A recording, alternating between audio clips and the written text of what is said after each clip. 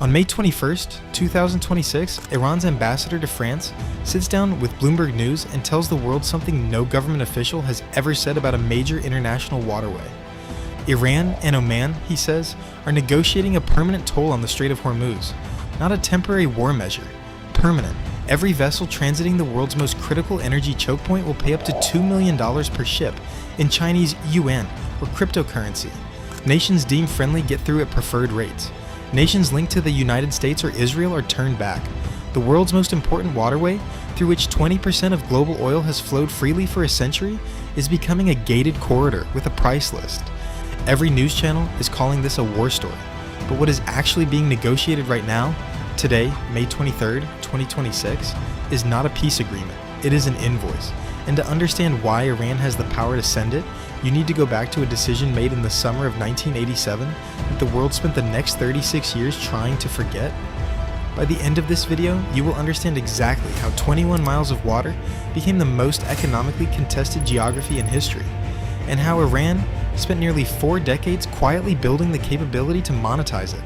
You will see the complete chain, from a 1908 oil discovery to a 1987 US naval guarantee to a $2 million per vessel toll booth in 2026. Once you see this chain, every energy headline you read will make complete sense. Oil is discovered in Persia in 1908. The Anglo-Persian Oil Company plants its first wellhead in the Zagros foothills, and at that moment, without anyone in London or Tehran fully grasping what they have done, a strip of water 21 kilometers wide at its tightest point becomes the most consequential geography in the industrial world. The Persian Gulf Basin holds approximately half of the world's proven oil reserves. 8 countries share its coastline: Iran, Iraq, Kuwait, Saudi Arabia, Bahrain, Qatar, the United Arab Emirates, and Oman. For 4 of those countries, the Gulf is their only maritime access. Every barrel of oil they produce, every cubic meter of liquefied natural gas they export, has a single exit point: the Strait of Hormuz, 21 miles at its narrowest. The usable shipping lanes, 2 miles wide going in, 2 miles wide going out, separated by a 2-mile buffer, run through Iranian, Emirati, and Omani territorial waters simultaneously. In a procurement office in Ulsan, South Korea in 2025, a refinery manager builds his forward planning model. South Korea imports nearly 70% of its oil from Persian Gulf states. Oil powers more than 40% of its energy. The model has one operating assumption built into every line of it: the oil arrives. 3,000 tankers per month transit Hormuz. The system has run without serious interruption for decades. The assumption of free passage has stopped feeling like an assumption. It has become a law of nature. On the other side of that assumption is a different set of calculations. Iran controls 7 of the 8 major islands inside the strait. Its coastal missile batteries cover every point in the shipping lanes. It operates more than 200 fast attack craft built for asymmetric naval warfare in confined water. The gap between the South Korean refinery manager and the Iranian military commander in Bandar Abbas is not a military gap. It is a geographic one. And geography, by March in 2026, has become the most expensive real estate in history. It is 1984. The Iran-Iraq War is in its 4th year. Iraq bombs Iran's oil export terminal at Karg Island, targeting its ability to fund the war through oil revenue. Iran makes a decision in response that no country has made before. It begins attacking commercial tankers it suspects of carrying Iraqi oil. Ships registered in neutral countries, owned by Greek and Japanese and Kuwaiti companies, carrying cargo that has nothing to do with the war between 2 neighboring states. The shipping industry calls it the tanker war. Over 4 years, hundreds of commercial vessels are struck in the Persian Gulf. The Financial Times and Lloyd's List begin pricing Gulf shipping as a war zone. Protection and indemnity insurance, the coverage mechanism that makes global trade possible, starts applying war risk surcharges to every tanker entering the strait. The economics of commercial shipping in the most oil-rich waterway on Earth change permanently.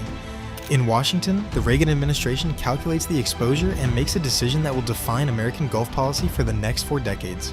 In July 1987, Operation Earnest Will begins, the largest U.S. naval convoy operation since World War II. American warships physically escort Kuwaiti oil tankers through the Strait of Hormuz. The U.S. Fifth Fleet is repositioned. Air cover is established.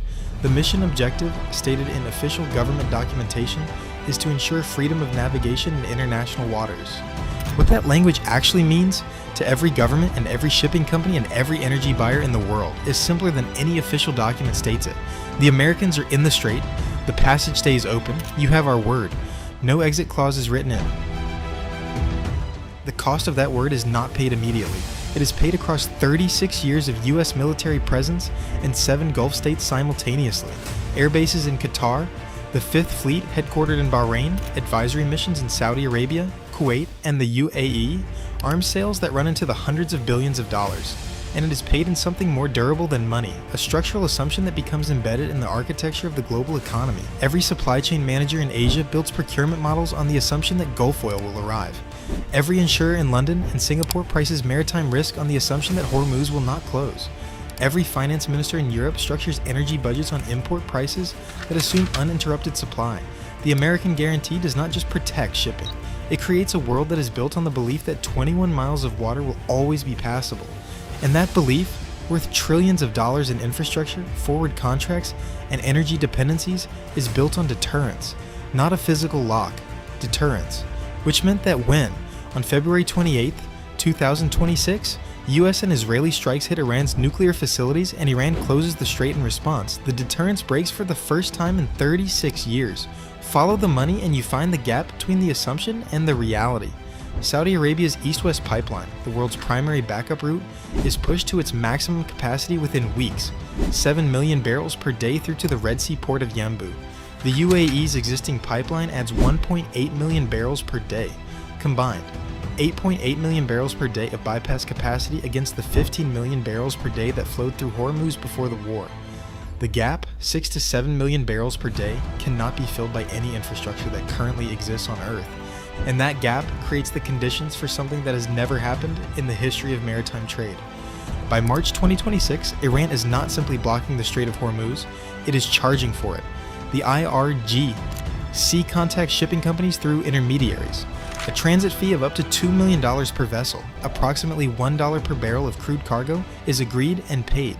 Chinese yuan accepted. Cryptocurrency accepted. 5 nations are granted preferred passage: China, Russia, India, Iraq, and Pakistan. Ships linked to the United States or Israel are denied transit entirely. In May 2026, Iran formalizes this as the Persian Gulf Strait Authority, the world's first sovereign toll agency for a major international maritime choke point.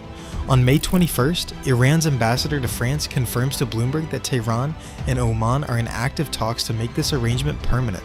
This is where the chain gets interesting. The 1987 guarantee was built to prevent exactly this.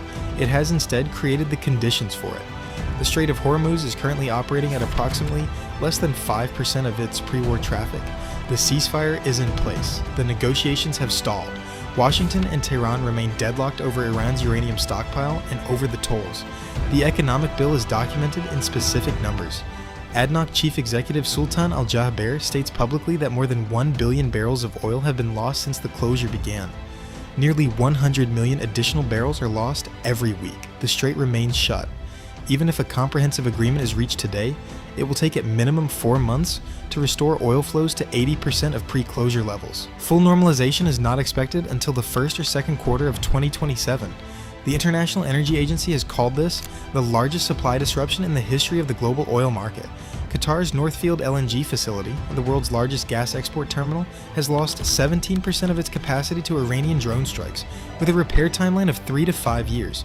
Global GDP at risk, $3.57 trillion under the current ceasefire scenario, rising to $4.81 trillion if closure continues.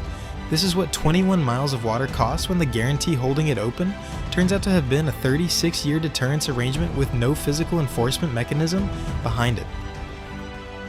For a century, Hormuz was free. In 2026, Iran sent the bill. This story is not over. Right now, a finance minister in Tokyo, a shipping insurer in London, and a refinery manager in Seoul are each recalculating every assumption they built on the guarantee that Hormuz would always be open. That recalculation and what it costs the world is exactly the kind of chain this channel exists to show you. If you want to understand what is coming before it happens, subscribe. That is exactly what this channel is for.